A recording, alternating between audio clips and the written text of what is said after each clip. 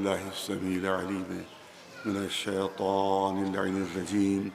بسم الله الرحمن الرحيم.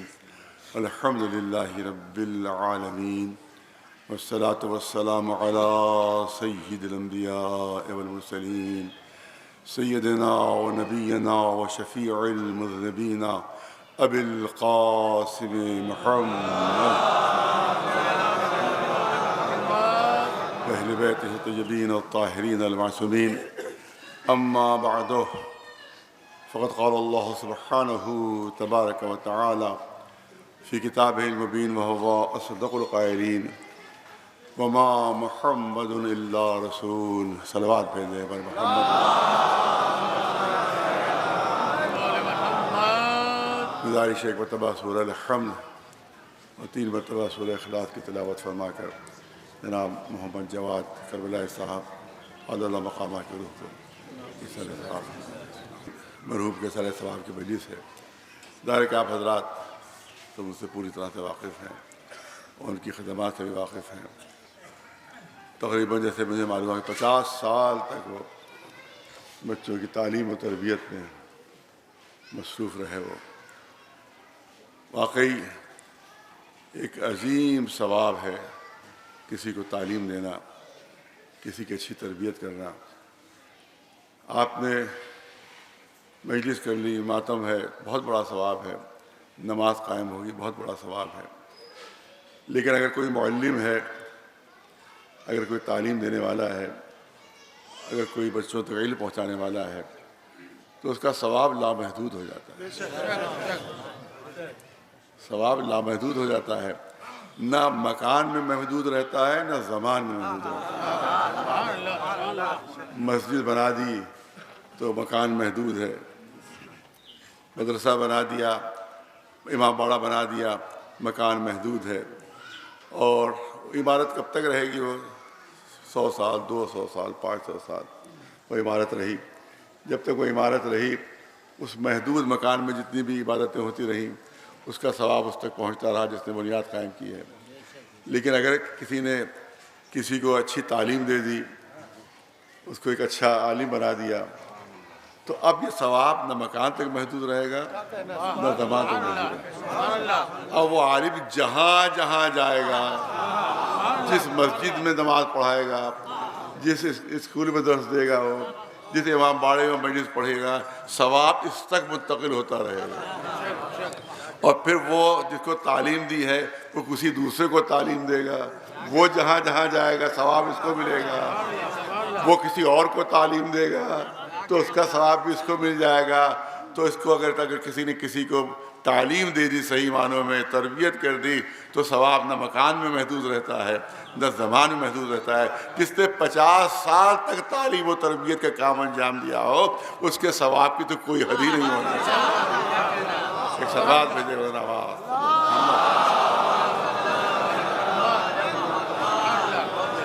مولا کا ارشاد ہے، اگرچہ صرف ہماری تعلیم و تربیت کے لیے وہ ارشاد ہے ان کا، تو اپنے لیے تو نہیں ارشاد فرمائے گا کہ من علمنی حرفا فقد صیرنی عبدا. مولا کا ارشاد ہے کہ مولا کائنات علی ابن ابی طالب علیہ السلام شاہ اگرچہ پورے عرب میں مولا کو کسی نے ایک حرف بھی نہیں سکھایا. یہ بھی بڑی حقیقت ہے کہ مولا کو کسی نے ایک حرف بھی نہیں سکھایا کبھی.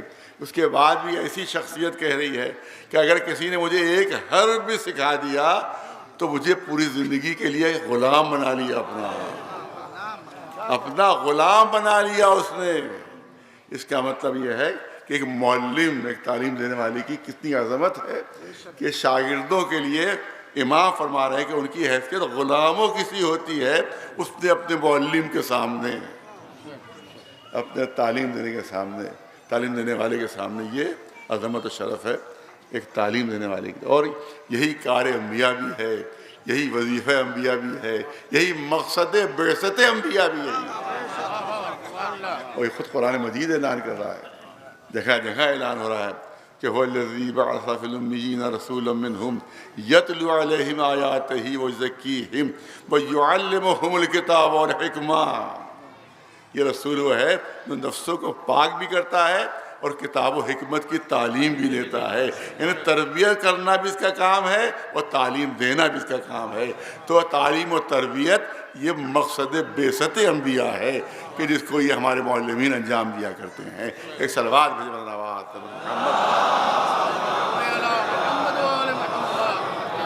اور مولانا نے بہت اچھی باتیں آپ کے سامنے کہیں. ظاہر ہے کہ 10 سال سے وہ کہہ رہے ہیں، تو جب ان کا اثر نہیں ہو رہا ہے تو میں ایک بار کہوں گا تو کیا اثر ہوگا اس کا. ایک صلوات بھیجیں ہوگا.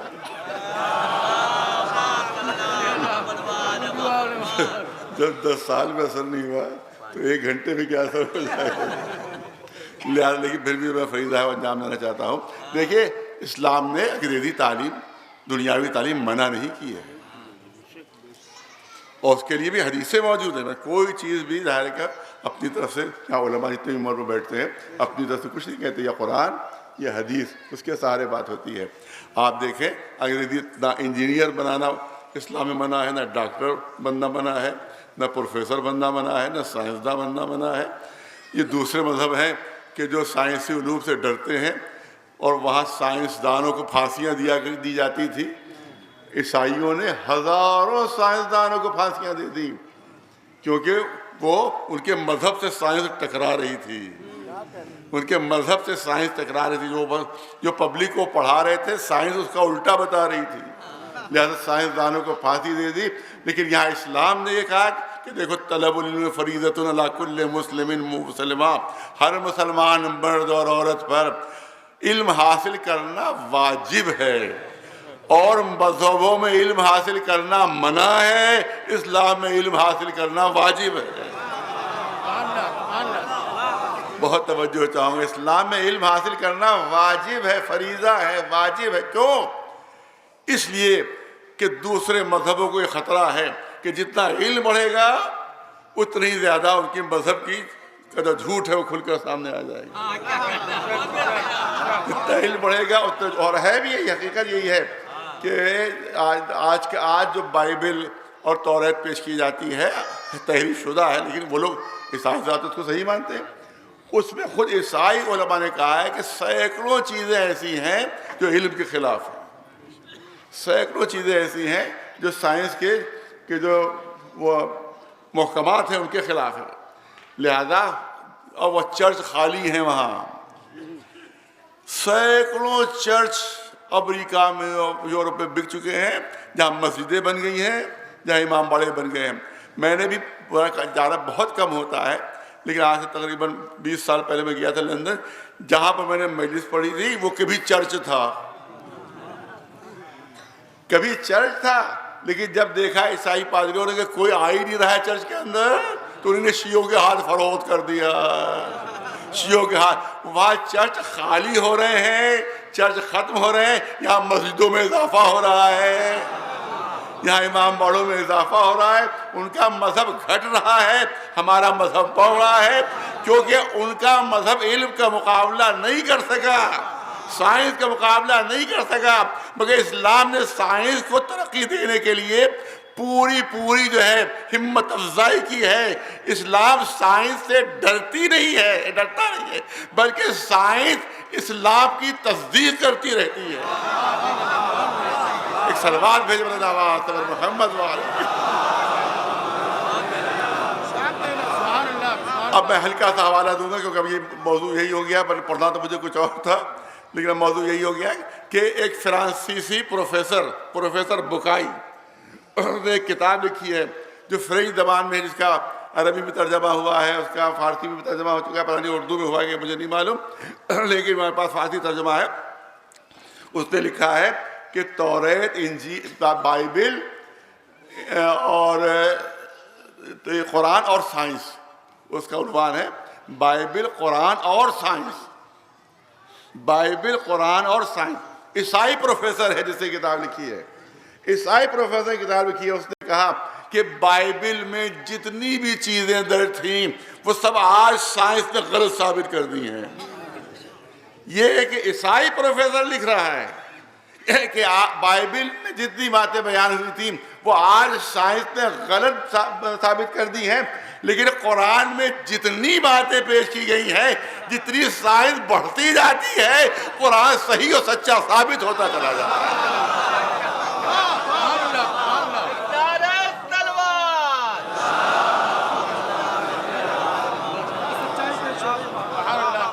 آپ دیکھیں، چاہے وہ عیسائیوں، یہاں بھی ایک حرکت ہے، اشارہ، یہاں بھی جو مذہب ہے ہمارا اکثریت کا، اس میں یہی ہے کہ سماج کے 4 طبقات بنائے گئے ہیں اس میں، اور اس میں جو سب سے اونچا طبقہ ہے جس کو برہمن کہتے ہیں، وہ کیونکہ اس کے پیدا کرنے والے کے دماغ سے پیدا ہوا، لہذا علم سے وہ وہی حاصل کر سکتا ہے۔ عیسائیوں میں بھی یہی مذہبی قانون ہے کہ جو پادری ہیں وہی علم حاصل کر سکتے ہیں۔ عوام کو علم حاصل کرنے کی مذہبی طور پر نہ عیسائیوں میں اجازت ہے، نہ یہاں جو ہمارا فرقہ ہے اس میں اجازت ہے۔ بس یہاں صرف جو بھگوان کے دماغ سے پیدا ہوئے ہیں، وہ ان کا پورا نظام ہے، جو منوسمرتی ہے اس میں پورا نظام یہی ہے کہ جو برہمن ہیں وہ دماغ سے پیدا ہوئے ہیں، جو چھتری ہیں وہ بازوؤں سے پیدا ہوئے ہیں، جو ویش ہیں وہ پیٹ سے پیدا ہوئے ہیں، لہذا ان کا کام جو ہے وہ تجارت کرنا ہے۔ چھتری جو ہے وہ بازو سے پیدا ہوئے، لہذا ان کا کام حفاظت کرنا ہے، فوج میں چھتری ہیں۔ اور جو شودر ہیں، جس کو آج ہم لوگ دلت کہتے ہیں، ان کا وہ پیروں سے پیدا ہوئے ہیں، کیونکہ پیر کی کام ہے خدمت کرنا، لہذا وہ صرف خدمت کریں گے، لہذا کیونکہ پیر سب سے نیچے ہوتا ہے، سب سے پس ہوتا ہے، لہذا سب سے پس مانے جاتے ہیں، وہ سب سے گرے میں مانے جاتے ہیں، سب سے پس مانے جاتے ہیں، جن کو شودر کہا جاتا ہے۔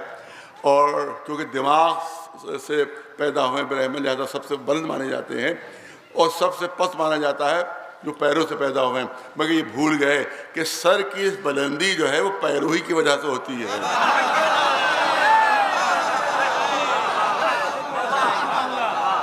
سر کی بلندی پیروں کی وجہ سے ہوتی ہے۔ اگر پیر کمزور ہے تو یہی سر زمین پر نظر آئے گا۔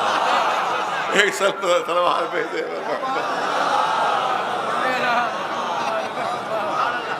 لہٰذا ان میں صرف جو ایک بلند سب سے طبقہ ہے یہ غلط نہیں ہے، منوسمرتی میں پورا یہی نظام پیش کیا گیا ہے۔ اسی طرح عیسائیوں بھی یہی ہے کہ عوام تک علم نہ پہنچے، نہیں بہت توجہ چاہوں گا، بہت اہم پہلو، عوام تک علم نہ پہنچے، عوام تک علم نہ پہنچے، کیوں؟ کیونکہ علم روشنی ہے، علم نور ہے، جہالت ظلمت ہے، جہالت اندھیرا ہے۔ اگر اندھیرا ہو تو اندھیرے میں نہیں پتہ چلے گا کہ کدھر ہیرے ہیں اور کدھر پتھر ہیں۔ اگر اندھیرا ہو تو نہیں پتہ چلے گا کہ ادھر حسن ہے کدھر بدصورتی ہے۔ اندھیرے میں اندازہ نہیں ہوگا کہ کدھر حسن ہے کدھر بدصورتی ہے، کدھر حسین خد و خال ہیں کدھر کری قد و خال ہیں۔ لہذا جن مذہبوں کو اپنی بدصورتی کا اندازہ تھا، ان کی کوشش یہ رہی کہ جہالت کے اندھیرے رہیں، تاکہ ان کے مذہب کی بدصورتی دنیا پر واضح نہ ہونے پائے۔ لیکن اسلام کو اپنے حسن پر اتنا بھروسہ ہے، اپنے حسن پر اتنا ناز ہے کہ اس کی کوشش یہ ہے کہ زیادہ سے زیادہ علم کا نور پھیلے۔ جتنا علم کا نور پھیلتا جائے گا، اسلام کا حسن دنیا پر واضح ہوتا چلا جائے گا۔ ایک صلوات بھیجے بلند آواز پر محمد۔ یہ ہے خصوصیت اسلام۔ اور یہ مدرسوں کو آپ کم نہ سمجھیے، یہی آپ کی بخشش کا ذریعہ ہے۔ انگریزی اسکولوں سے بخشش نہیں ہوگی، انگلش میڈیم اسکول سے بخشش نہیں ہوگی، انہی مدرسوں سے بخشش ہوگی۔ جو لوگ کہتے ہیں کہ صاحب لڑکا قبر پر نہیں آتا فاتحہ پڑھنے، ارے صاحب دیکھیے قبر جو ہے بے نور پڑی ہوئی ہے، کبھی کوئی بچہ فاتحہ پڑھنے نہیں آیا۔ ارے اماں ابا نے سکھایا ہوتا تبھی تو آتا۔ اماں ابا نے فاتحہ پڑھنا ہی نہیں سکھایا تو قبر پر فاتحہ پڑھنے کون آئے گا؟ آپ یاد رکھیں۔ آپ اسی طرح سے آپ دیکھیے کہ حضور سرور کائنات محمد مصطفیٰ صلی اللہ علیہ وسلم گزر رہے ہیں۔ دیکھیے یہ ہے معلم کا مرتبہ، یہ ہے پڑھانے والے کا مرتبہ۔ ایک قبرستان سے گزر رہے تھے، ایک قبر کے قریب سے گزرنے لگے تو آپ نے فرمایا دور ہٹ کے چلو۔ بہت مشہور واقعہ ہے، دور ہٹ کے چلو، اس قبر پر عذاب ہو رہا ہے، اس قبر پر عذاب ہو رہا ہے، قبر میں جو ہے اس پر عذاب ہو رہا ہے۔ چلے گئے، کسی کام سے تشریف لے گئے تھے، تھوڑی دیر بعد جب واپس آئے تو آپ نے کہا اس قبر سے قریب ہو کر چلو، اس قبر پر رحمت نازل ہو رہی ہے۔ مشہور واقعہ آپ نے سنا ہوگا علماء سے کہ اس قبر پر رحمت نازل ہو رہی ہے۔ صحابہ کرام نے کہا اللہ کے رسول ابھی جو آپ تھوڑی دیر پہلے سے گزرے تھے تو آپ نے فرمایا تھا اس قبر پر عذاب نازل ہو رہا ہے اور اس قبر سے دور ہٹ کر چلو، اب آپ فرما رہے ہیں قبر سے قریب ہو کر چلو، رحمت نازل ہو رہی ہے۔ کہ ابھی جب میں یہاں سے گیا تھا تو اس کا بیٹا اپنے استاد کے سامنے بیٹھا، ارے توجہ ہے، اس کا بیٹا استاد کے سامنے بیٹھا، استاد نے کہا پڑھو بسم اللہ الرحمن الرحیم، پڑھو بسم اللہ الرحمن الرحیم۔ بچے نے جو استاد نے کہا تھا اس کو دہرایا، بسم اللہ الرحمن الرحیم۔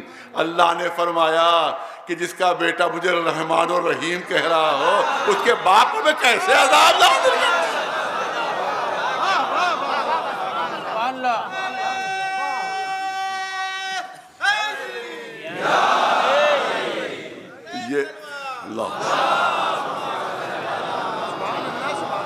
یہ مولوی جس کو آپ بہت مختصر تنخواہ دیتے ہیں یہی آپ کی بخشش کا ذریعہ ہے۔ اے بی سی ڈی پڑھنے سے بخشش نہیں ہوگی،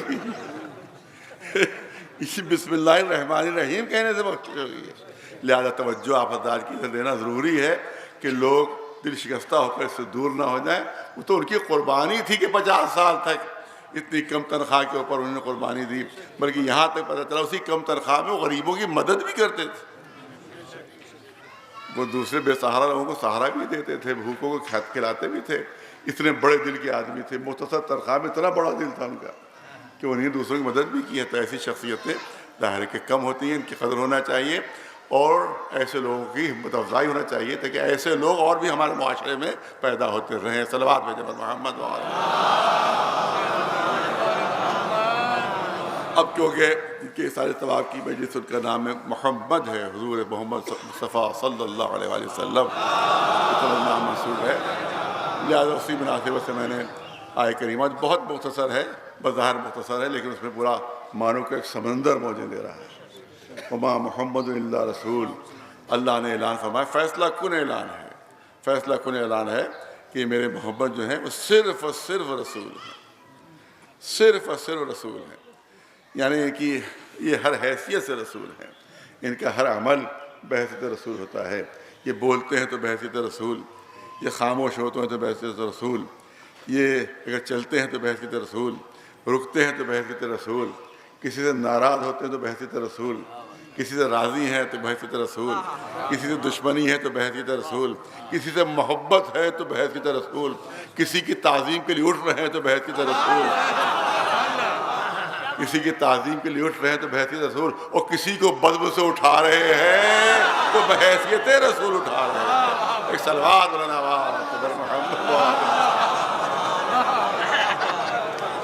ان کا ہر عمل بحیثیت رسول ہے، ہر عمل بحیثیت رسول ہے۔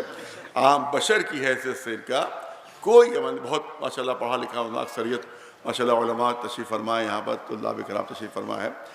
یہاں پر ایک نظریہ پیش کیا جاتا ہے کچھ مسلمانوں میں کہ رسول جو ہے وہ ہمارے ہی جیسے ہیں اور ہم میں اور رسول اللہ میں کوئی فرق نہیں ہے، اور اس کے بعد ایک اس پہ رسول اللہ کی زندگی کے دو رخ کر دیے جاتے ہیں، دو اس کے ٹکڑے کر دیے جاتے ہیں کہ ان کا ایک حیثیت رسول کی حیثیت سے تھی اور ایک ان کی زندگی جو تھی وہ عام بشر کی حیثیت سے تھی، لہذا ان کے رسول کی زندگی کے دو جز ہیں، دو ٹکڑے کر دیے گئے۔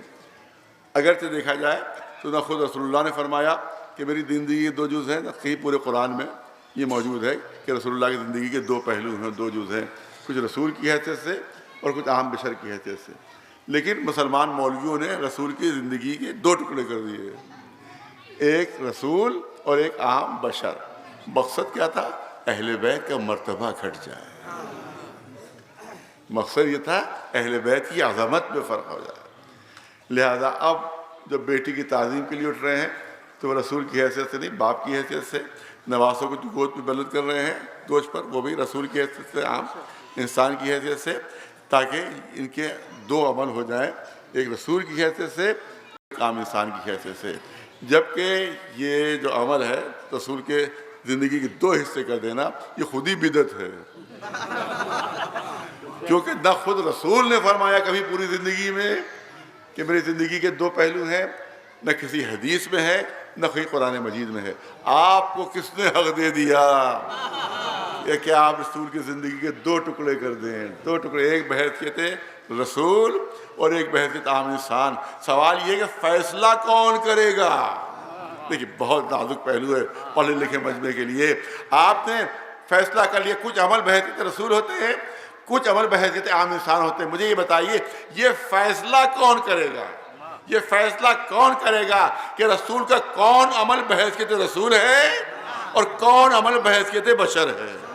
یہ کون فیصلہ کرے گا؟ اس کا مطلب یہ ہے کہ اس فیصلے کے لیے ایک اور نبی کی ضرورت پڑے گی جو بتائے کہ ان کا یہ عمل رسول کی حیثیت سے ہے، یہ عمل ایک عام بشر کی حیثیت سے، اور ان کے بعد کوئی دوسرا نبی آنے والا نہیں۔ لہذا کیسے مانے کس کو یہ حق حاصل ہے کہ یہ فیصلہ کر سکے کہ عام انسان کی حیثیت سے کچھ عمل ہوتے ہیں اور رسول کی حیثیت سے کچھ عمل ہوتے ہیں؟ آپ یاد رکھیے کہ ایک دوسری آیت بھی یہاں پر ہے کہ اعلان ہو رہا ہے کہ دیکھو ہم تم میں ہدایت بھیج رہے ہیں، فَمَنِ اتَّبَعَ ہُدَایَ فَلَا خَوْفٌ عَلَیْہِمْ وَلَا هُمْ يَحْزَنُونَ۔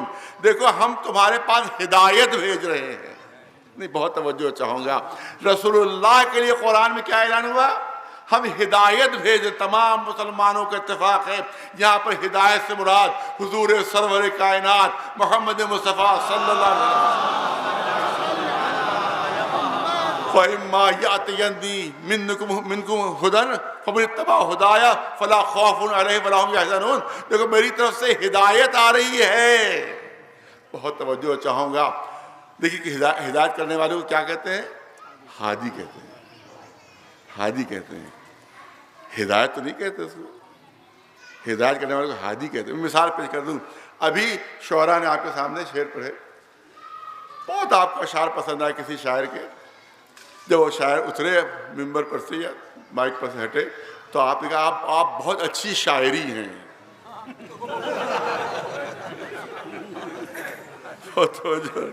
آپ بہت اچھی شاعری ہے۔ یہ کہے بھائی یہ بھی کوئی تعریف ہے؟ یہ کہو بہت اچھے شاعر ہیں، یہ نہیں کہا جائے گا آپ بہت اچھی شاعری ہیں۔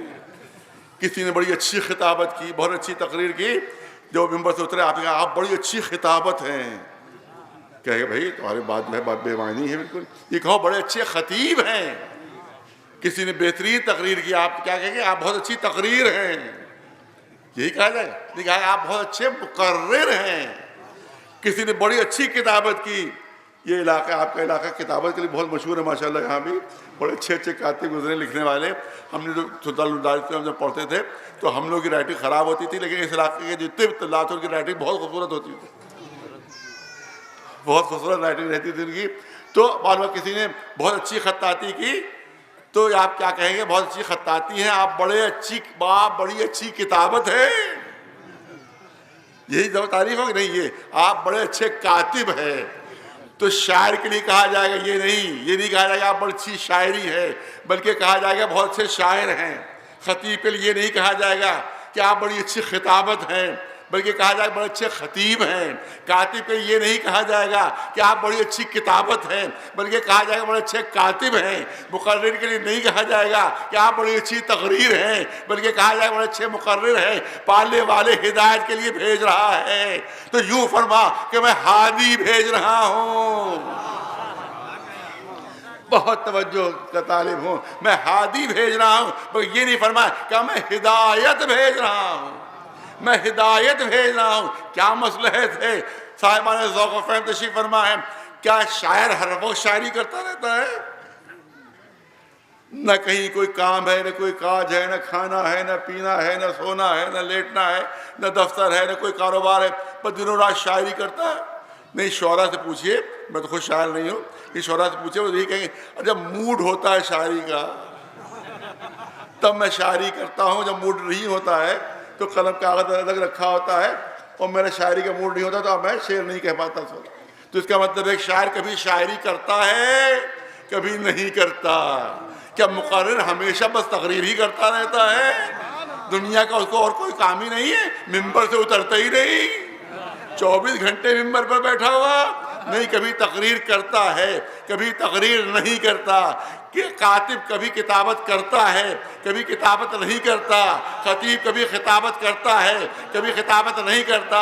تو اگر ہادی کہہ دیا ہوتا تو مطلب یہ نکلتا کہ کبھی ہدایت کرتے ہیں، کبھی ہدایت نہیں کرتے، لہذا ہادی نہیں کہا، ہدایت کہا، یعنی ان کی زندگی کا ہر لمحہ ہدایت ہے، زندگی کا ہر رخ ہدایت ہے، حیات کا ہر پہلو ہدایت ہے۔ صلوات اللہ پر محمد،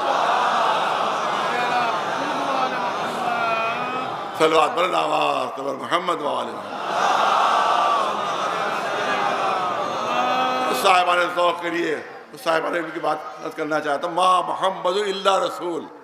یہاں کے اوپر جو لوگ کہتے ہیں، یہ بھی عرض کر دوں، ہو سکتا ہے کبھی کسی بچے جوان کے سامنے بات پیش کر دی جائے، یہ کہتا ہوں جو لوگ، جو حضرات کہتے ہیں رسول ہمارے جیسے، وہ کہتے ہیں کہ صاحب یہ تو خود قرآن میں موجود ہے، یہ تو خود قرآن میں موجود ہے، ہم قرآن کے مطابق کہتے ہیں کہ رسول ہمارے جیسے بشر تھے۔ کہاں ہے؟ کہ قرآن میں ہے نہیں کہ الا بشر مثلکم، میں تمہاری طرح کا ایک بشر ہوں، میں تمہاری طرح کا ایک بشر ہوں۔ جب رسول سے کہلوایا انما انا بشر مثلکم، رسول سے جب اللہ کہلوا رہا ہے کہہ دو کہ میں تمہاری طرح کا بشر ہوں، تو جب پھر ہم ان کو اپنا جیسا مان رہے ہیں تو آپ کو اعتراض کیوں ہو رہا ہے؟ پڑھے لکھے مجموعے کے لیے جملے حضرت کرنا چاہتا ہوں، اگرچہ یہ بہت ہی ایسی دلیل ہے کہ جس سے بچے کا ذہن، جوانوں کا ذہن بہک سکتا ہے، کیونکہ خود قرآن میں قل انما انا بشر مثلکم، میں تمہاری ہی طرح کا ایک بشر ہوں، تمہاری طرح کا ایک انسان ہوں۔ تو یہی قرآنی آیت پیش کی جاتی ہے ان لوگوں کی طرف سے جو کہتے ہیں رسول ہمارے ہی جیسے، ان کی طرف سے یہ آیت پیش کی جاتی ہے۔ اب بتائیے کہ اس کا حل کیا ہو جب قرآن خود کہہ رہا ہے، جب قرآن مجید خود کہلوا رہا، قل، اے رسول کہہ دیجیے انما انا بشر مثلکم، میں تمہاری طرح کا ایک بشر ہوں، تو اگر کہہ رہے ہیں کہ یہ ہماری طرح کا بشر ہے تو اعتراض کیوں ہو رہا ہے؟ نہیں، مثال پیش کر دوں آپ کے سامنے، پڑھے لکھے مجمع، بہرحال کا مجمع علماء تشریف فرمائے، ارسطو نے جو انسان کی تعریف کی ہے وہ کیا کہا ہے؟ الانسان حیوان، پڑھے لکھے مجموعے کے لیے جملے ہیں، الانسان حیوان، الانسان حیوان، انسان حیوان ہے۔ اب جب انسان حیوان ہے تو بکری بھی تو حیوان ہے،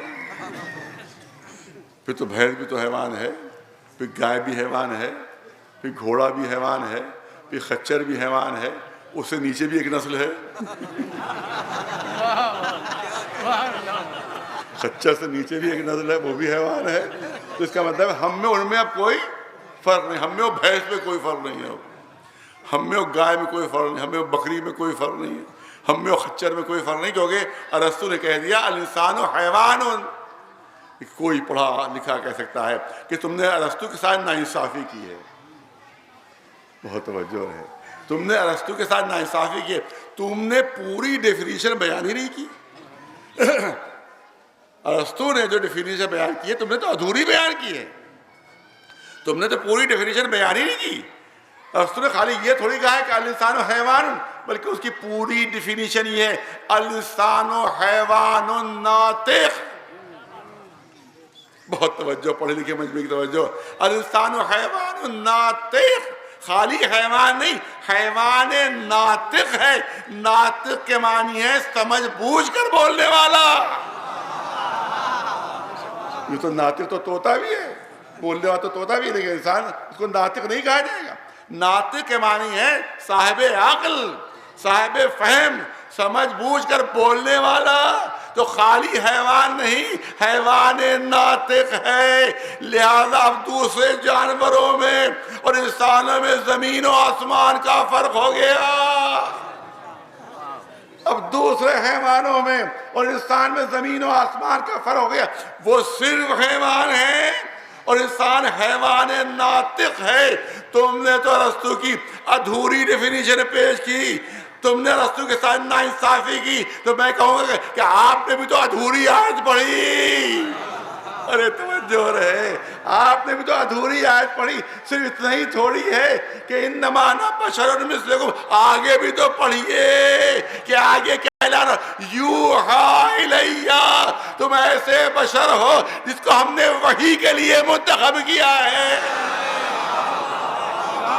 اب عام انسانوں میں اور رسول میں زمین و آسمان کا فرق پیدا ہو گیا۔ صلوات بلند آواز پر محمد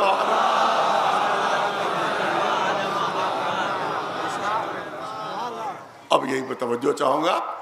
محمد اب آ گیا تذکرہ، تو عرض کر دوں کہ محمد کے کیا معنی ہے۔ عربی علماء تشریف فرما ہے، محمد صیغہ مبالغہ ہے، ایگزیجریشن ہے اس میں۔ محمد کے معنی ہے بہت زیادہ قابل تعریف۔ محمد اس میں ایگزیجریشن ہے، مبالغہ ہے۔ محمد کا معنی بہت زیادہ قابل تعریف۔ اور اللہ کا کیا نام ہے؟ محمود۔ اللہ کا نام ہے محمود، رسول اللہ کا نام ہے محمد۔ محمود کے معنی ہے قابل تعریف، اس میں مبالغہ نہیں ہے۔ علماء تشریف فرمائے ہیں، صاحبان علم ہیں آپ۔ محمود میں، لفظ محمود میں مبالغہ ہے، ایگزیجریشن نہیں ہے۔ محمد میں مبالغہ ہے۔ محمود کے معنی ہے صرف قابل تعریف، محمد کے معنی ہے بہت زیادہ قابل تعریف۔ پالنے والے 13 ہی نام منتخب کیا ہوا ہے۔ ارے رسول لاکھ برس مرتبہ صحیح، مگر ہے تو تیری مخلوق۔ تو خالق ہے، وہ مخلوق ہے۔ تو معبود ہے، وہ عبادت کرنے والے ہیں۔ لہذا اگر تجھ کو محمد ہونا چاہیے تھا، رسول اللہ کو محمود، اے پالنے والے تو اس سے زیادہ قابل تعریف کون ہو سکتا ہے؟ تو خالق ہے، مالک ہے، رازق ہے، پیدا کرنے والا ہے، تو اس سے زیادہ قابل تعریف کون ہو سکتا ہے؟ پالنے والے کا نام ہی منتخب کرنا تھا تو اپنے کو محمد کہا ہوتا اور رسول اللہ کو محمود کہا ہوتا۔ لیکن عجیب بات ہے، تو نے منتخب کیا اپنے لیے لفظ محمود، اور اپنے رسول کے لیے تو نے نام منتخب کیا محمد، بہت زیادہ قابل تعریف۔ تو شاید ندائے قدرت ہے، تو بات کے راز کو نہیں سمجھا۔ ارے جب پوری کائنات نے میری تعریف کی تو میں بنا محمود، جب پوری کائنات نے میری تعریف کی تو میں بنا محمود، اور جب میں نے اپنے بندے کی تعریف کی تھی تو وہ بن گیا محمد۔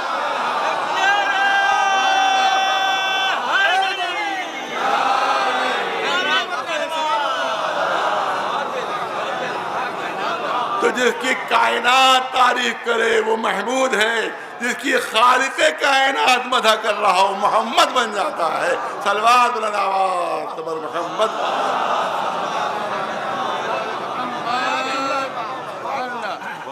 علماء نے ایک اور پہلو بیان کیا ہے، وہ بھی آپ کے سامنے رکھ دوں۔ علماء بہتر جانتے ہیں، جو بچے جوان نہیں جانتے ان کے سامنے آپ دیکھیں، پورے قرآن مجید میں اللہ نے کہیں یا محمد نہیں کہا، پکارا نہیں کہیں آواز نہیں، لیکن ہر جگہ ہر نبی کو پکارا ہے، ہر جگہ پکارا ہے، آواز دی ہے، یا آدم، یا عیسیٰ، یا موسیٰ، یا ابراہیم، یا زکریا، یا یحییٰ، کہیں نہیں پکارا ہے۔ تو یہ عظمت و شرف ہے ہمارے رسول اللہ کا، کبھی نام لے کر آواز نہیں دی، بلکہ ہمیشہ کسی لقب سے آواز دی ہے، ہمیشہ کسی لقب سے آواز دی ہے، کسی عہدے سے آواز دی۔ یاسین، اے سید و سردار، طٰہٰ، اے پاک و پاکیزہ، یا ایھا المزمل، اے کملی اوڑھنے والے، یا ایھا المدثر، اے چادر اوڑھنے والے۔ نام سے نہیں پکارا، لقب سے پکارا ہے، عہدے سے پکارا ہے۔ اور عجیب چیز ہے، وہ خلاصہ آپ کے سامنے پیش کر دوں جو علماء نے بیان فرمایا ہے۔ آپ دیکھیں کہ یا ایھا المدثر، اے چادر اوڑھنے والے، یا ایھا المزمل، اے کملی اوڑھنے والے، یعنی اس رسول، یہ رسول اللہ کو اتنا محبوب ہے، اتنا محبوب ہے کہ اگر اس نے کملی اوڑھ لی تو اللہ کو کملی محبوب ہو گئی۔ اگر اس نے چادر اوڑھ لی تو اللہ کو چادر محبوب ہو گئی. بلکہ یوں عرض کروں کہ اگر تھوڑی دیر کے لیے کملی نے جسم رسول کو اپنی آغوش میں لے لیا، اگر کملی نے تھوڑی دیر کے لیے جسم رسالت کو اپنی آغوش میں لے لیا تو اللہ کو کملی محبوب ہو گئی. تھوڑی دیر کے لیے اگر کسی چادر نے جسم رسول کو اپنی آغوش میں لے لیا تو اللہ کو چادر محبوب ہو گئی. تو رسول کی وہ قبر جس میں قیامت تک رسول کا جسم رہے گا، وہ قبر اللہ کو کتنی محبوب ہو. ایک صلوات بھیجے محمد. نہیں توجہ چاہوں گا، پھر جملے دہرا دوں.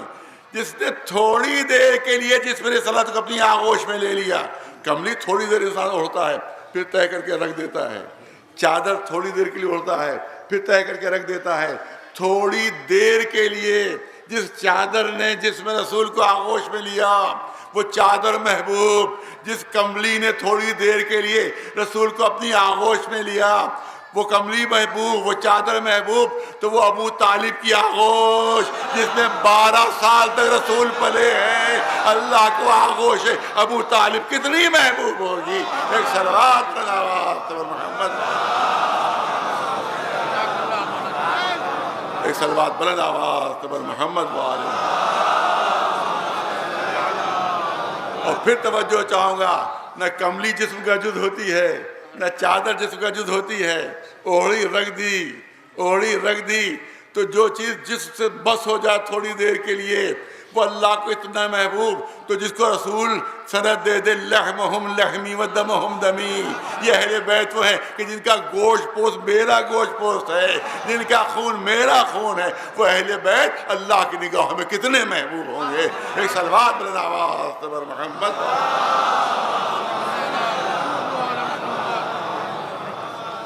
ایک اعتراض اور کیا جاتا ہے، میں چاہتا ہوں کبھی جواب ہو جائے اسی ذیل میں. یہ کہا جاتا ہے کہ ہم لوگ ختم نبوت کے قائل نہیں، ختم نبوت کے قائل نہیں. یہ اعتراض ہے شیعوں پہ، اعتراض ہے ختم نبوت. کیونکہ جتنے بھی اپنے انبیاء ہیں، جتنے بھی امام ہیں، ان کو یہ تمام انبیاء سے بڑا درجہ دیتا ہے. اور یہ تمام وہ صفات جو رسول اللہ میں ہیں اپنے اماموں میں مانتے ہیں. لہٰذا نہ ختم نبوت کے قائل ہے. دوسرا ان کی خطا یہ ہے کہ اپنے اماموں کو دوسرے تمام انبیاء سے افضل مانتے ہیں. لہذا یہ اسی بنیاد پر کفر کا فتویٰ. ایک بنیاد یہ بھی، اور جہاں بہت سی ہیں، ایک بنیاد یہ بھی ہے کہ اماموں کو اپنے انبیاء سے افضل مانتے ہیں اور تمام صفات جو رسول اللہ کی ہے وہ اماموں مانتے ہیں. اس کا مطلب ختم نبوت کے قائل نہیں ہیں. بہت توجہ چاہوں گا پورے مجمع کی، جہاں جہاں آواز آ رہی ہے. ہم سے زیادہ کوئی ختم نبوت کا قائل ہو ہی نہیں سکتا. اتنا بڑا مجمع میرے سامنے ہے، پڑھے لکھے حضرات سامنے ہے، تو ہم پر یہ الزام لگایا جاتا ہے کہ شیعہ وہ ہیں جو ختم نبوت کے قائل نہیں. ہم سے زیادہ ختم نبوت کا کوئی قائل ہے ہی نہیں. اس لیے تاریخی ثبوت 1400 سال میں دوسرے فرقوں میں 500 جھوٹے نبی آ گئے، لیکن 1400 سال میں شیعوں میں کوئی جھوٹا نبی نہیں ملے گا.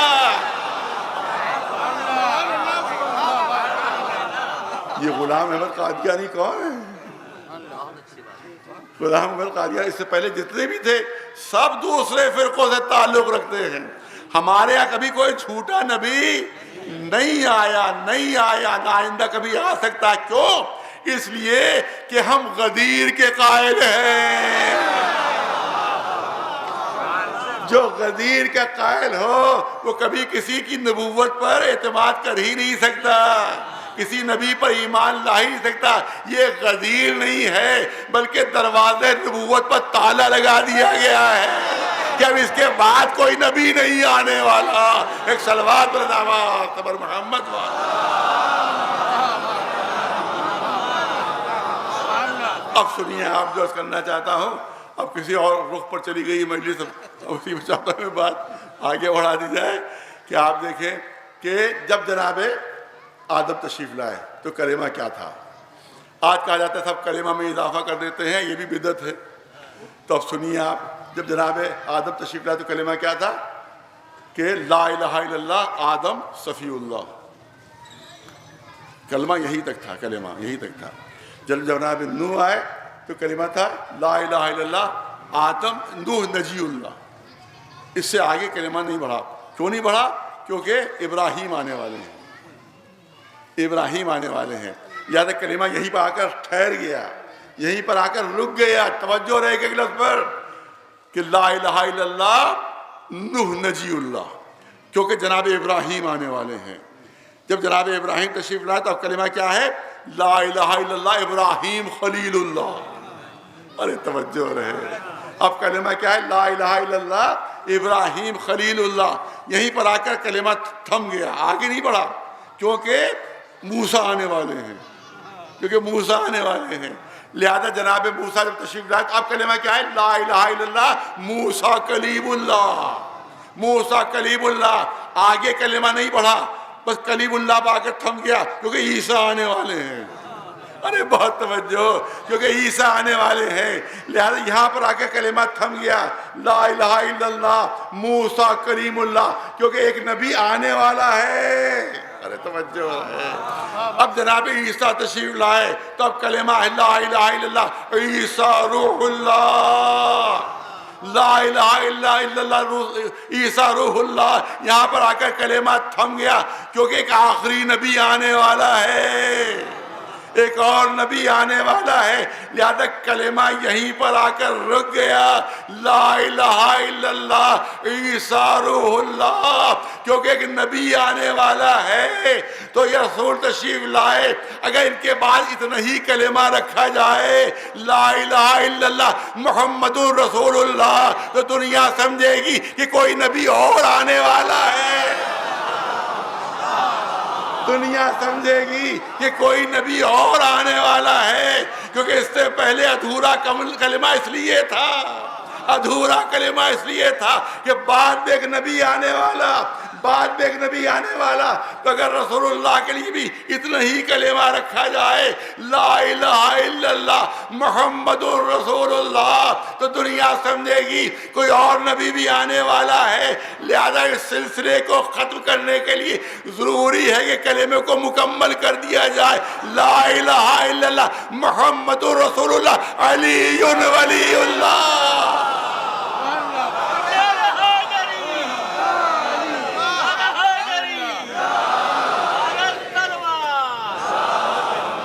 اب دنیا پر واضح ہو جائے کہ نبوت کا سلسلہ ختم ہوا، امامت کا سلسلہ شروع ہو گیا ہے. ایک صلوات بلند آواز پر محمد. محمد اسماعیل مبلغ اعظم جن کا لقب ہے، وہ محمد ایوب کے زمانے میں تھے. اس وقت بہت بڑا جنرل تھا، بعد میں صدر پاکستان بن گیا. اس زمانے میں کچھ شیعہ سنی فساد ہوا اچھا خاصا. تو تمام علماء کو اس نے خط بھیجا کہ آپ لوگ کوئی ایسا حل پیش کیجئے جو کامن ہو، بالکل جو سب لوگ مل کے مان لیں تاکہ آپس کے جھگڑے اور فساد ختم ہو جائے. تو انہوں نے کہا کہ یہ ہے کہ جتنے بھی امام ہیں ان سب کا لوگ انکار کر دیں تو سارا جھگڑا ختم ہو جائے. محمد اسماعیل صاحب لکھ رہے ہیں سارے جتنے بھی امام ہیں ان سب کو ماننے سے انکار کر دیا جائے تو جھگڑا ختم ہو جائے گا. جنرل ایوب نے آپ لکھا ان کو، ہم تو سمجھتے تھے آپ بہت بڑے عالم سمجھدار ہیں، یہ تو آپ نے اور جھگڑا بڑھا دیا کہ سارے اماموں کو ماننا ختم کر دیا جائے، جھگڑا ختم ہو جائے گا. سارے اماموں کو ماننا مسلمان چھوڑ دے، جھگڑا ختم ہو جائے گا. کہا محمد اسماعیل نے کہا کہ آپ سمجھے نہیں. ارے ہم انہی کو نہیں مانیں گے جن کو ہم نے بنایا ہے. اپنے بنائے والوں کو چھوڑ دے، اللہ کے بنائے والوں کو مان لے، سارا جھگڑا خود بخود ختم ہو جائے گا. ایک صلوات میں بلند آواز پر ایک صلوات بلند آواز پر محمد. بس جلدی جلدی عرض کروں کیونکہ اب کافی وقت نکل گیا ہے. صاحبان فیض ایک اعتراض کیا جاتا ہے کہ ہم انبیاء سے بڑھا دیتے ہیں ہمارے اپنے اماموں. اسی لفظ محمدی سے فائدہ اٹھانا ہے، الگ نہیں جانا ہے، موضوع سے الگ نہیں ہٹنا ہے. تو ایک ہمارے پاکستان کے وہاں بھی ایران بھی وہاں ملاقات رہتی تھی ان سے.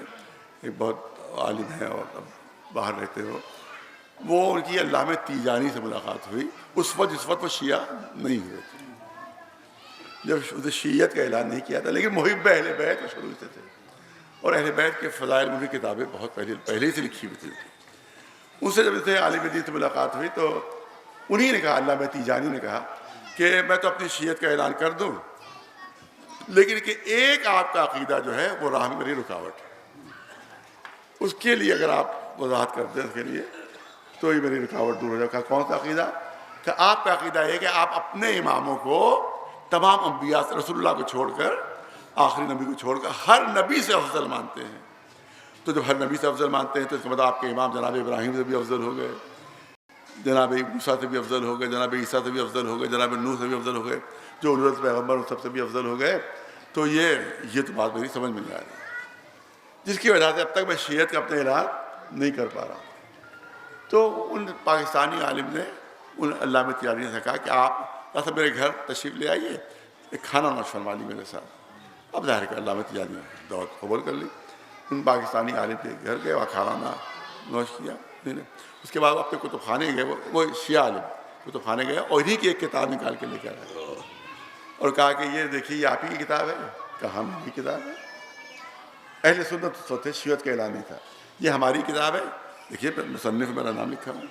اب ان شیعہ عالم نے ورق گردانی شروع کی، ایک ورق پر آ کر رک گئے، وہ ان کے سامنے وہ ورق کر دیا کہ اس ورق کے اوپر جو حدیث لکھی ہوئی ہے، اس حدیث پر آپ کا ایمان ہے؟ اس حدیث پر آپ کا ایمان ہے؟ علامہ تیجانی نے کہا اگر ایمان نہ ہوتا تو اپنی کتاب میں لکھتا کیوں؟ اگر ایمان نہ ہوتا تو میں اپنی کتاب میں لکھتا کہ ایمان ہے تبھی تو میں نے اپنی کتاب میں لکھا۔ کہا پڑھیے حدیث کیا ہے؟ اب علامہ تیجانی نے وہ حدیث پڑھی جو اپنی کتاب میں انہوں نے لکھی تھی۔ کہ پڑھیے حدیث کہ اولنا محمد وأوسطنا محمد وآخرنا محمد وکلنا محمد۔ یہ حدیث آپ نے لکھی ہے، اس حدیث پر آپ کا ایمان ہے؟ علامہ تیجانی کا ایمان ہے تبھی تو لکھی کہ جب آپ کا ایمان ہے تو اس کا مطلب ہے جب پہلا محمد سب سے افضل ہے تو دوسرا بھی سب سے افضل ہوا، پھر تیسرا بھی سب سے افضل ہوا، پھر چوتھا بھی سب سے افضل ہوا۔ جتنے محمد ہیں سب انبیاء سے افضل ہو جائیں گے۔ صلوات بر نواز بر محمد، صلوات بر نواز بر محمد۔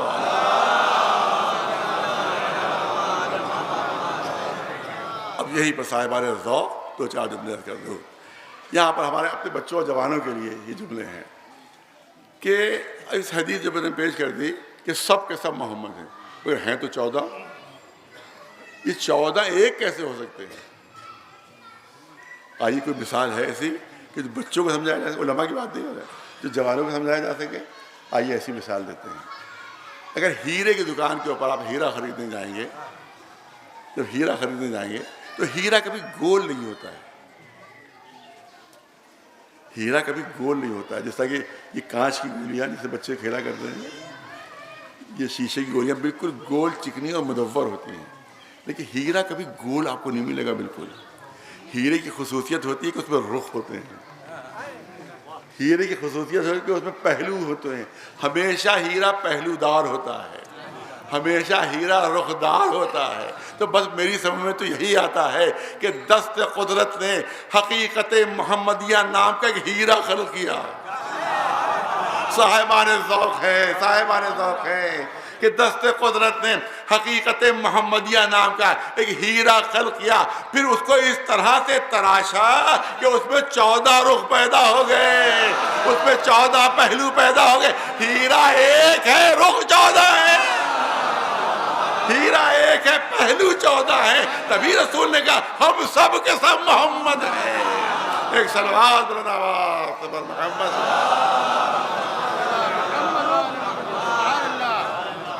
پھر توجہ چاہتا ہوں، ایک اور مثال دے دوں۔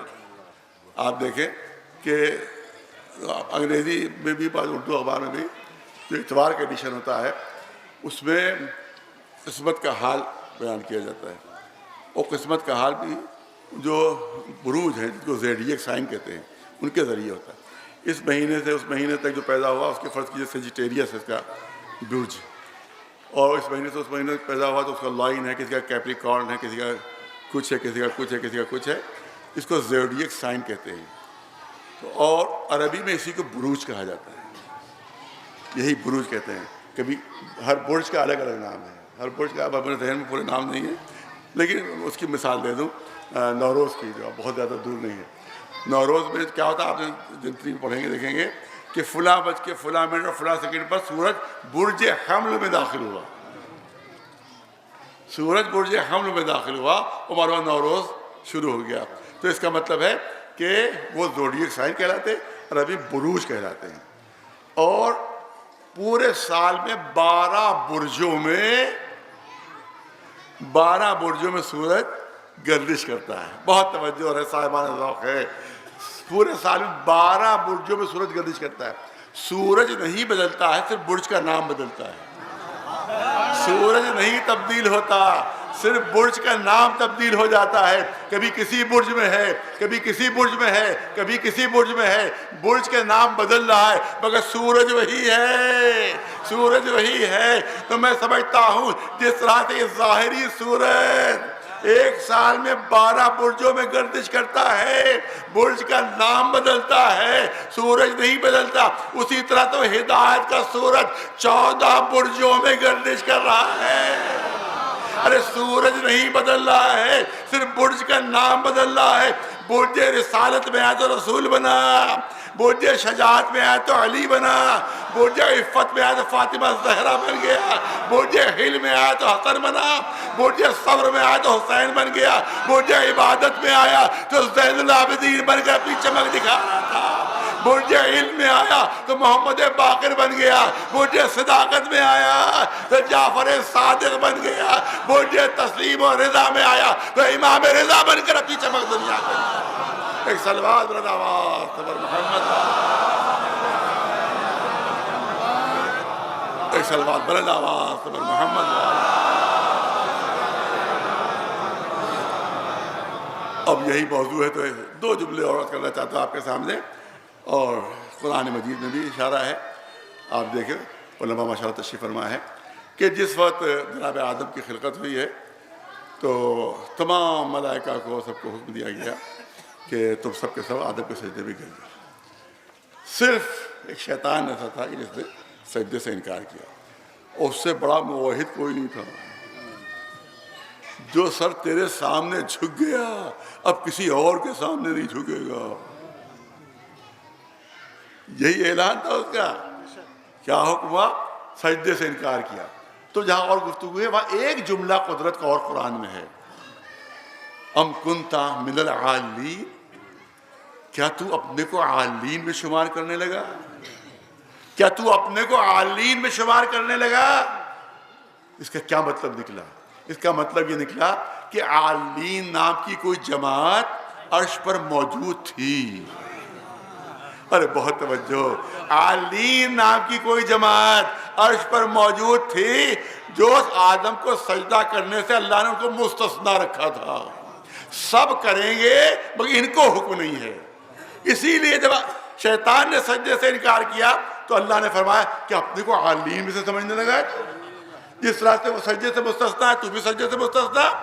عالین کے اپنے میں سمجھنے لگا. اس کا مطلب ہے کہ آدم کی خلقت سے پہلے عالین نام کی کوئی جماعت عرش پر موجود تھی کہ جس کو سجدے سے مستثنا رکھا گیا تھا. اب یہ عالین ہے کیا؟ ارے توجہ ہے, یہ عالین ہے کیا؟ لغت میں عربی کی دیکھیے جا کر, عالین ہے علی کا پلورل, عالین ہے علی کی جمع, جس کا مطلب ہے بہت سے علی, بہت سے علی. اس کا مطلب یہ نکلا یہ جب عرش پر ہوتے ہیں تو سب کے سب علی ہوتے ہیں, اور جب فرش پر آتے ہیں تو سب کے سب محمد بن جاتے ہیں.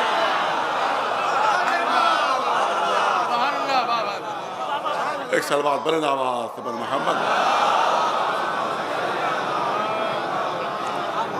ایک صلوات بلند آواز پر محمد.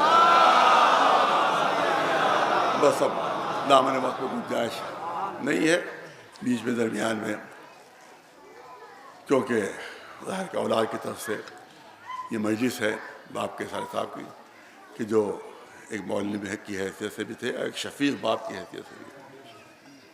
یقیناً بڑا مرتبہ ہے ماں باپ کا، بہت عظیم مرتبہ ہے ماں باپ، جو ہمارے تصور سے باہر ہے۔ تو ایک واقعہ آپ کے سامنے پیش کروں گا، اور وہ واقعہ متفق علیہ، شیعہ سنی دونوں کتابیں موجود ہیں۔ واقعہ اس طرح سے ہے کہ جناب یعقوب میں اور جناب یوسف میں آپ جانتے ہیں کہ بعض روایتوں کے مطابق 20 سال تک جدائی رہی، بعض روایتوں میں 30-35 سال، اس سے کوئی فرق نہیں پڑتا۔ اب مصلحت الہیہ یہ ہوئی کہ باپ بیٹے ملاقات، یہ شیعہ سنی دونوں میں مشترک روایت ہے، دونوں کتابوں میں ہے یہ روایت۔ اب ملاقات کا وقت طے ہو گیا، ملاقات کی جگہ طے ہو گئی، جناب یعقوب ادھر سے پڑے، جناب یوسف ادھر سے۔ روایت کہتی ہے کہ جناب یعقوب پیادہ پا ہیں، سواری پر نہیں ہے، پیادہ پا ہیں، سواری پر نہیں ہے، لیکن جناب یوسف کیونکہ نبی کے ساتھ ساتھ بادشاہ بھی ہیں، لہذا آپ سواری پر بھی ہیں اور اکیلے نہیں ہیں، جتنے گورنرز ہیں وہ سب ساتھ ساتھ ہیں، جتنے فوجی جنرلز ہیں وہ ساتھ ساتھ ہیں، بڑے بڑے افسران ساتھ ساتھ ہیں، سب ساتھ ساتھ پورے لاؤ لشکر کے ساتھ ادھر سے جناب یوسف بڑھے۔ ہم نے کہا روایت مشترک ہے شیعہ سنی دونوں میں، ادھر سے جناب یعقوب۔ اب روایت کہتی ہے کہ جناب یوسف نے سواری سے اترے بغیر اپنے باپ کا استقبال کیا۔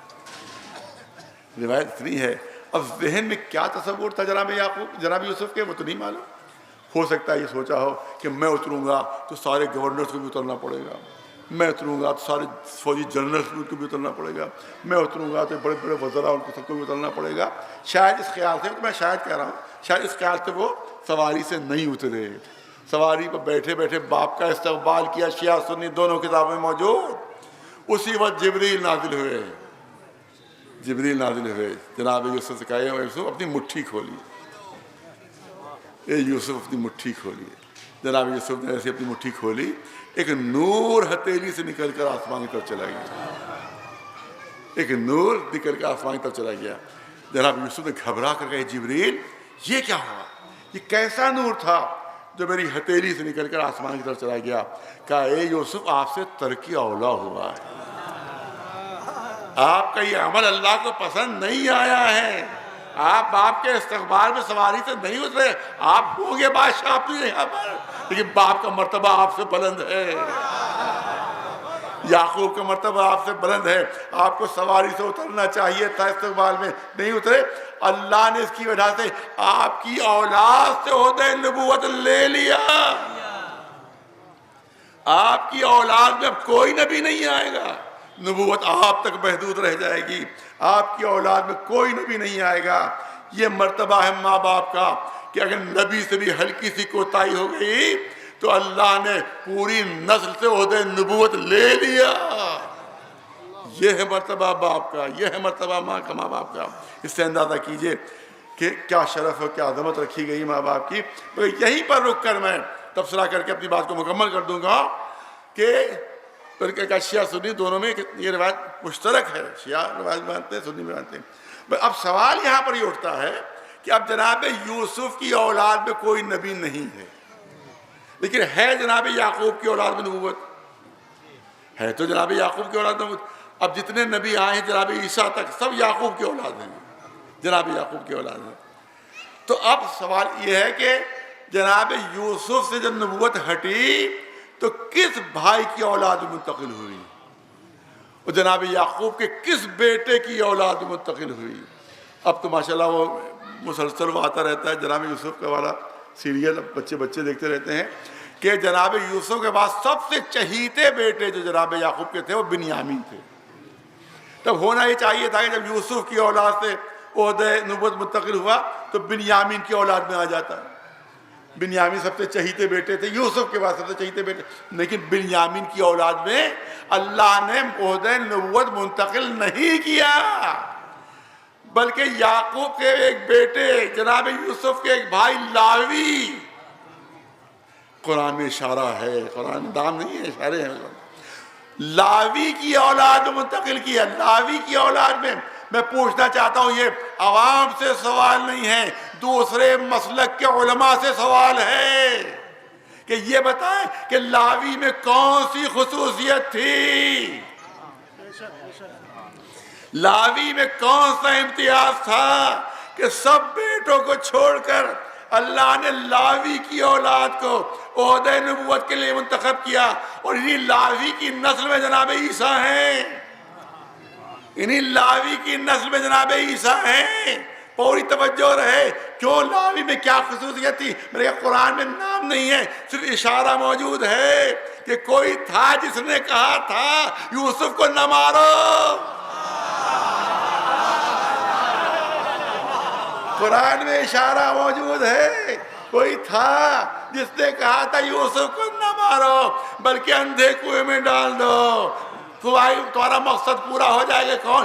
یہی لاوی تھے، یہی لاوی تھے کہ جنہیں بھائیوں کو مشورہ دیا تھا، ارے کیوں خون سے ہاتھ رنگ رہے ہو، کیوں قتل کر رہے ہو، تمہارا مقصد ہے ختم ہو جائیں، ارے اندھے کنویں میں ڈال دو، خود ہی بھوک و پیاس سے ختم ہو جائیں گے، تمہارا مقصد حل ہو جائے گا۔ کیونکہ اگر یہ کہتے قتل نہ کرو تو یہ اکیلے تھے، وہ تعداد میں زیادہ تھے، یہ بھی قتل ہو جاتے، یوسف بھی قتل ہو جاتے، مقصد حاصل نہیں ہوتا۔ چاہتے تھے کسی بہانے سے نبی بچ جائے،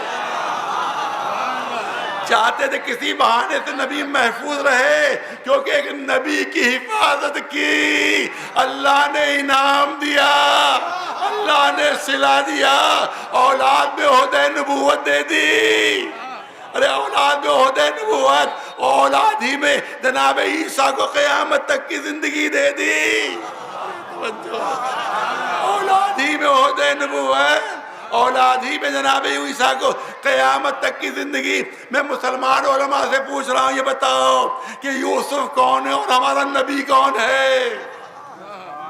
تمام مسلمان مانتے ہیں کہ کسی نبی نے جب تک ہماری نبی کی نبوت پر ایمان نہیں لایا اس وقت تک اس کو نبوت نہیں ملی۔ اس کا مطلب ہے یوسف کو اس وقت نبوت ملی جب آخری نبی کی نبوت پر ایمان لے آئے۔ اس کا مطلب یہ ہے کہ یوسف امتی ہے اور ہمارا رسول سردار انبیاء ہے، ہمارا رسول سردار انبیاء ہے۔ تو جب اللہ امتی کے بچانے والے کو انعام دے رہا ہے، صلہ دے رہا ہے، تو جس نے سردار انبیاء کی حفاظت کی ہو، جس نے سردار انبیاء کو بچایا ہو، کیا اللہ اسے کوئی انعام نہیں دے گا؟ کیا اس کو اللہ کوئی صلہ نہیں دے گا؟ نہیں، انعام دیا اور ملتا جلتا دیا، انعام دیا اور ملتا جلتا دیا۔ انہی نے یوسف کی حفاظت کی، لاوی نے اولاد میں عہدۂ نبوت دیا، اولاد ہی میں عیسیٰ کو قیامت تک کی زندگی دی۔ جناب ابو طالب نے سردار انبیاء کی حفاظت کی، اللہ نے اولاد میں عہدۂ امامت دیا، اور 12ویں بیٹے کو قیامت تک کی زندگی دے دی، قیامت تک کی زندگی دے دی۔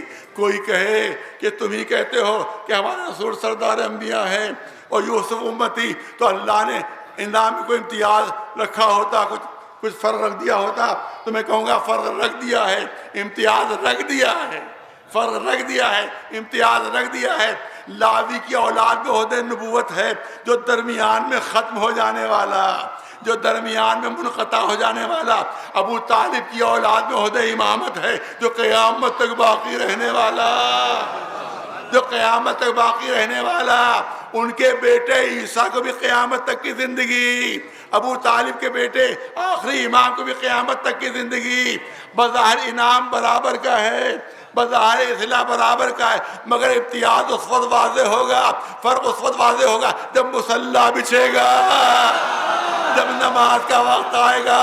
دنیا دیکھے گی کہ لاوی کا بیٹا پیچھے نماز پڑھ رہا ہے، ابو طالب کا لالا آگے آگے امامت کر رہا ہے۔ ایک صلوات بلند آواز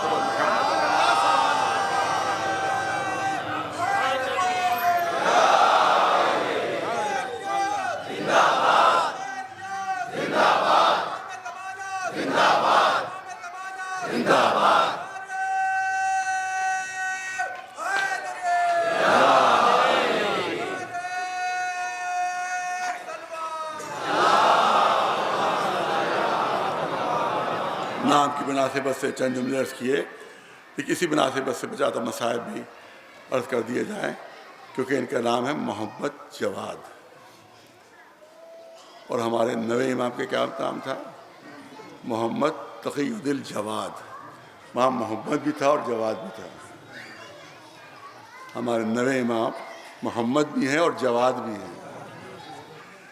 لہذا میں چاہتا ہوں 2 جملے عرض کر دوں کہ جس کے بچپنے میں علم کا یہ عالم تھا، کب سنی کے عالم میں آئے تھے آپ مامون کے پاس، اور اس کے بعد پورے واقعہ آپ کے سامنے ہے کہ ابھی مامون پہچانتا نہیں تھا، مامون اپنے اللہ و لشکر کے ساتھ گزر رہا تھا، پورا واقعہ آپ کا سنا ہوا ہے، بس صرف ہلکا تھا اشارے بس ہیں، 2-3 اشارے بس۔ مامون گزر رہا تھا، سارے بچوں نے جب بادشاہ وقت کو اس فوج کے ساتھ لشکر کے ساتھ آتے دیکھا تو سارے بچے بھاگ گئے، لیکن کم سنی کا عالم ہے، 7 برس کا سن ہے، مولا وہیں پہ جمے کھڑے رہے۔ یہ ایسا امتیاز تھا، ایسی صفت تھی کہ مامون بھی توجہ دینے پر مجبور ہو گیا۔ اس نے رک کر کہا، سواری روک لی اپنی، سب بچے بھاگے، آپ کیوں نہیں بھاگے؟ میرا جاہ و جلال دیکھیے، میرا لشکر دیکھیے، میرا حشم و خدم دیکھیے۔ تو انہوں نے جواب دیا کہ نہ راستہ اتنا تنگ تھا کہ تو گزر نہ سکے، نہ میں نے کوئی جرم کیا تھا جو تجھ سے ڈروں میں کہ تو سزا دے دے۔ سمجھ گیا کوئی عام بچہ نہیں ہے، کوئی معمولی بچہ نہیں ہے۔ گیا، اس کے بعد شکار پہ جاتا تھا، اس نے باز چھوڑے، اور اس کے بعد بادلوں سے مچھلی پکڑ کے لے کر آئے۔ اس کے بعد اس نے اپنی مچھلی ہاتھ میں لے لی، جب واپس پلٹا دیکھا امام اسی طرح سے وہاں پر موجود ہے۔ اب سوچا اس نے کہ ان کا امتحان لیا جائے، کہ یہ بتائیے کہ ہماری مٹھی میں کیا ہے، یہ بتائیے ہماری مٹھی میں کیا ہے۔ امام نے فرمایا کہ اللہ نے بادلوں میں دریاؤں کا پانی پیدا کیا ہے کہ جس میں کبھی کبھی مچھلیاں آ جاتی ہیں۔ بادشاہ اپنے جانوروں کو چھوڑتے ہیں، وہ مچھلی پکڑ کر لاتے ہیں، بادشاہ مٹھی میں مچھلی دبا کر امام وقت کا امتحان لیا جاتا ہے۔ ایک سلوات بھیجے بنا آواز پر محمد۔ ایسا متاثر اپنے ساتھ لے کر گیا، ساتھ ہیں ذرا امام۔ آخر میں اس نے فیصلہ کیا کہ اپنی بیٹی سے شادی کر دی جائے۔ تمام دربار والے بگڑ گئے، ارے ایک سے ایک رئیس، ایک سے ایک بڑا عالم ایک سے موجود ہے، آپ اس بچے کو اتنی اہمیت دے رہے ہیں۔ تو بابو نے کہا اس کو بچہ نہ سمجھو، یہ اولاد رسول ہیں، ان کو بچہ نہ سمجھو۔ اگر کوئی امتحان لینا چاہے تو ان کا امتحان لے سکتا ہے، امتحان لینا چاہے تو امتحان لے سکتا ہے، تفصیل نیت کرنا ہے امتحان۔ تو یحییٰ ابن اقسم جو زمانے کا سب سے بڑا عالم تھا، اس کو طے کیا گیا کہ وہ امتحان ہے 7-8 برس کے بچے کا امتحان، اس وقت کا سب سے بڑا عالم۔ اور اس کے بعد وہ آیا سامنے، ہزاروں کا مجمع، پورا دربار بھرا ہوا ہے۔ یحییٰ ابن اقسم سامنے آتا ہے، امام سامنے موجود ہے۔ یحییٰ اقسم پوچھتا ہے کہ بتائیے میں امتحان آپ کا لوں، یہ بتائیے کہ میں آپ سے سوال کروں یا آپ مجھ سے سوال کریں گے؟ کیا تو ہی مجھ سے پہلے سوال کر لیں۔ اس نے سوال بھی معلوم مشہور ہے آپ کو، بتا سوال کرنا نہیں رہتا۔ اس نے سوال پوچھا، یہ بتائیے کہ حالت احرام میں اگر کوئی شخص شکار کر لے تو اس شکار کا کیا کفارہ ہے؟ امام نے کہا تیرا سوال ہی محمل ہے۔ دیکھیے سوال، ہم 5 مرتبہ میں حج کر چکا ہوں الحمدللہ، لیکن ابھی تک پورے کفارے مجھے یاد نہیں ہیں۔ کوئی اگر پوچھے فلاں چیز کا کفارہ کیا ہے تو مجھے کتاب دیکھنا پڑے گی، کتاب سے دیکھ لوں، توضیح مسائل دیکھ لوں، یا مناسک حج جو ہے جس کے آپ مقلد بتائیے، میں مناسک حج دیکھ کے بتا سکتا ہوں۔ اتنے زیادہ کفارے ان کے الگ الگ ہیں کہ کوئی شاید 20 مرتبہ کا جس نے حج کیا شاید اس کو یاد ہوتے ہو، مجھے تو یاد ہی نہیں رہے 5 سال کے حج میں بھی۔ اور یحییٰ ابن اقسم کو معلوم تھا کہ اس بچے نے کبھی حج کیا ہی نہیں، جو 5 حج کر چکا ہو اسے تو کفارے یاد نہیں ہوتے، جس نے کبھی حج نہ کیا ہو اور جس کا سن 7-8 برس کا ہو اس کو بھلا کفارے یاد ہوں گے؟ ناممکنات میں سے ہے یہ۔ اس نے یہی سوچ کر سوال کیا تھا کہ جب بڑوں کو کفارے یاد نہیں رہتے تو اس بچے کو کیا یاد ہوں گے جس نے کبھی حج ہی نہیں کیا، جو حج سے مشرف نہیں ہوا۔ یہ سوچ کر اس نے سوال کیا۔ امام نے فرمایا تیرا سوال ہی محمل ہے، تو نے تو بتایا نہیں کہ شکار بڑا تھا یا چھوٹا تھا، دن تھی کہ رات تھی، ایک بار کیا تھا پہلے بھی کر چکا تھا، آزاد تھا کہ غلام تھا، 24 شقیں پیدا کر دی۔ ایک سلوات محمد۔ اس سوال میں ایک سوال میں 24 شکیں پیدا کی. یہ بتا کس پہلو سے تو پوچھ رہا ہے؟ اس نے کہا مجھے تو معلوم نہیں, آپ خود ہی جواب دے دیں. ساری 24 شکوں کا جواب امام نے اسی وقت بیٹھے بیٹھے دیا. کہا اب میں پوچھوں؟ اب اتنا روب امامت قائم ہو چکا تھا کہ کہا سرکار پوچھیے, اگر معلوم ہوگا تو بتا دوں گا, نہیں معلوم ہوگا تو آپ ہی سے پوچھ لوں گا. ایک سلوات بھیجے ورنہ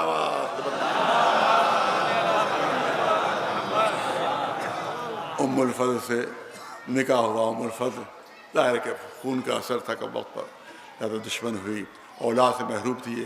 امام نے دوسرا وقت کرنا چاہا, اس نے شکایت کی اور آخر میں زہر دیا.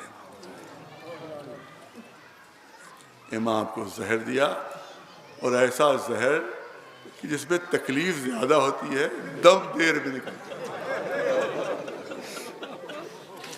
ایسا زہر تھا جس میں اذیت زیادہ ہوتی ہے, جس میں تکلیف زیادہ ہوتی ہے, مگر دم دیر میں نکلتا. وہ ملونا چاہتی تھی زیادہ سے زیادہ اذیت, زیادہ سے زیادہ تکلیف ہو. امام کراہ رہے تھے زہر کی تکلیف میں, آپ کراہ رہے تھے. اس نے کیا کیا, اپنی کریزوں کو بلایا, کہا جس حجرے میں امام تھے, کہا اس کے دروازے کے سامنے دف بجاؤ تاکہ ان کی کراہٹوں کی آواز کہیں باہر نہ نکلنے پائے, کوئی سننے نہ پائے. روایت میں ہے کہ تکلیف سے تڑپتے تڑپتے آقا بستر سے زمین پر آ گئے تھے. اس نے کچھ مزدوروں کو بلایا, مزدوروں کو بلا کر کہا کہ ان کی لاش لے جاؤ. ان مزدوروں نے اس لاش کو پہلے گھر کے صحن میں رکھ دیا, گھر کے صحن میں رکھا. روایت کہتی ہے گھر کے صحن میں بہت تیز دھوپ آ رہی تھی, بہت تیز دھوپ آ رہی تھی. روایت کہتی ہے کہ گھر میں کچھ کبوتر پڑے ہوئے تھے. جیسے ہی امام کو دھوپ میں دیکھا لاش, سارے کبوتر اتر آئے اور اپنے پروں سے امام کا سایہ کر لیا کہ امام کے جسم پر دھوپ نہ پڑنے پائے. اے آقا, ارے آپ کے جسم کے اوپر دھوپ نہ پڑے. کبوتر آ گئے. ذرا کربلا میں آ کر دیکھیے آپ کا جد حسین 3 دن تک لاش دھوپ میں پڑی رہی. بہت عزیزدارو, 2 جملوں کی زحمت ہے. امام زین العابدین فرماتے ہیں کہ ہمیں اس طرف سے لے جایا گیا کہ جہاں ہمارے اعزاء کے بے کفن لاشیں پڑے ہوئے تھے. جیسے امام کی نظر بے کفن لاشوں پر پڑی, جناب زینب نے دیکھا کہ امام کے چہرے کا رنگ زرد ہو گیا, بدن پر تھرتھری پڑ گئی. جناب زینب جیسی بہادر خاتون بھی گھبرا گئی. گھبرا کر کہا بیٹا زین العابدین تمہارا کیا حال ہو رہا ہے؟ ایسا لگتا ہے کہ جسم سے روح نکل جائے گی. امام زین العابدین نے فریاد کی, پھوپھی ماں آپ دیکھ رہی ہیں کہ ان ظالموں نے اپنی نجس لاشوں کو دفن کر دیا, مگر میرا باپ, میرا بھائی, میرا چچا اسی طرح سے بے غسل و کفن پڑے ہیں. شہزادی دیکھ رہی تھی کہ اگر تھوڑی دیر اس بیمار کی توجہ ان بے کفن لاشوں کی طرف رہی تو یہ بیمار زندہ نہیں رہے گا, یہ بیمار زندہ نہیں رہے گا. نسل رسالت ختم ہو جائے گی, امامت کا سلسلہ ختم ہو جائے گا. میں اپنے بھیا کو حشر میں کیا جواب دوں گی؟ شہزادی چاہتی تھی کہ تھوڑی ہی دیر کے لیے صحیح اس بیمار کی توجہ ان بے کفن لاشوں سے ہٹ جائے.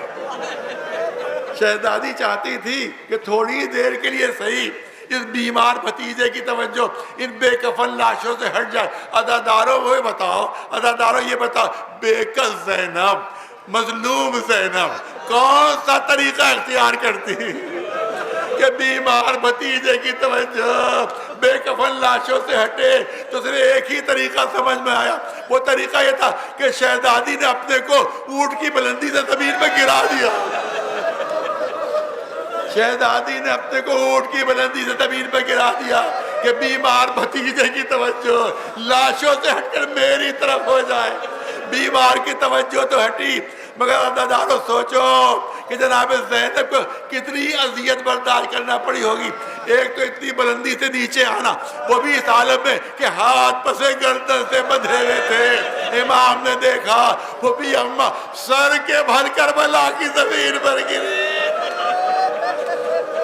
امام کہتے ہم سب نے اپنے کو اونٹوں کی بلندی سے زمین پہ گرا دیا. بس آخری جملے ہیں داروں.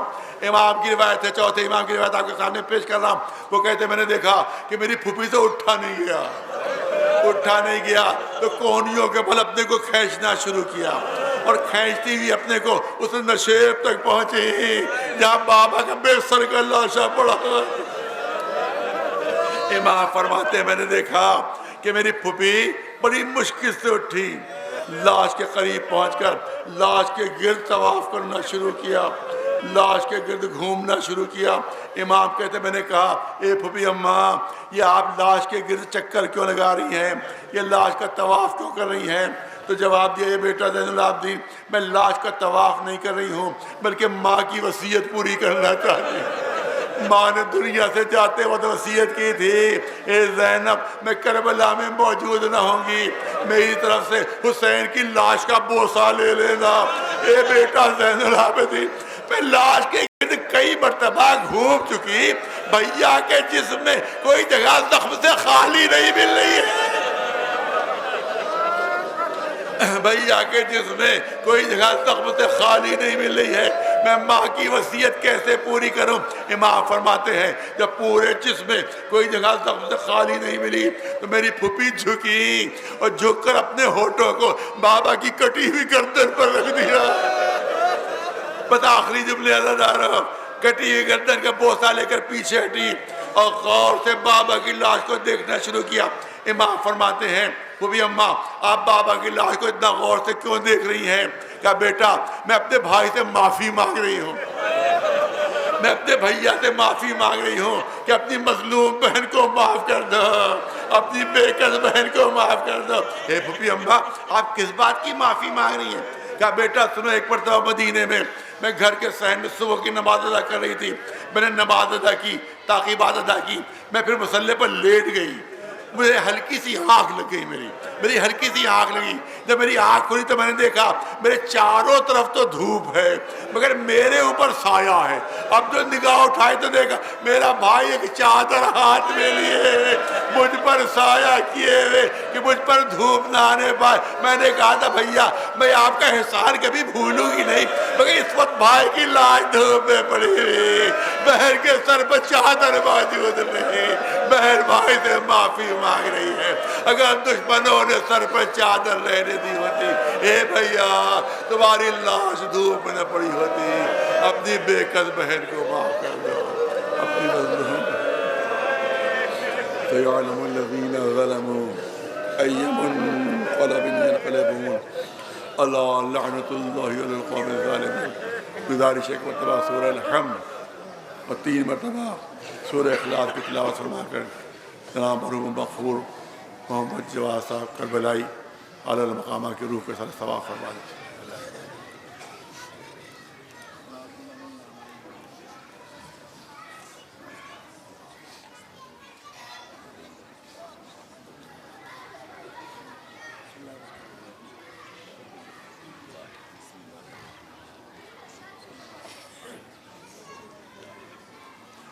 پالنے والے مرحوم کے درجات میں اضافہ فرما, جوار معصوم علیہ السلام مرحوم کو جہاں عنایت فرما دے.